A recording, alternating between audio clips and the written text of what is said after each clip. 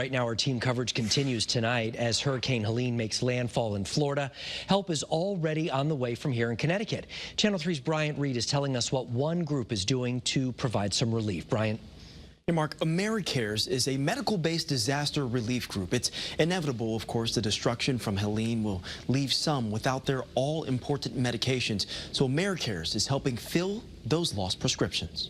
Making sure that they are correctly identifying and then providing what the clinics need so that they can reopen as quickly as possible after the storm has passed. Mariel Fontaine has seen her share of hurricanes. I was in Florida for Hurricane Michael, for Hurricane Ian, for Hurricane Idalia. More than she'd like to count. But Fontaine is putting her expertise to use by sending an AmeriCares team, a medical and health nonprofit, down to Florida to pharmacies and clinics to get their operations up and running in the midst of so much turmoil. We are going down there to help the clinics that are providing for that care reopen as quickly as possible, make sure that they have the supplies that they need, the medicines on hand. Fontaine says around 200 of their partners down south have already been contacted for assistance.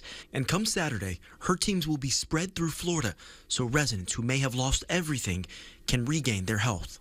People who have medical needs prior to a devastating storm like this, those needs still exist afterwards.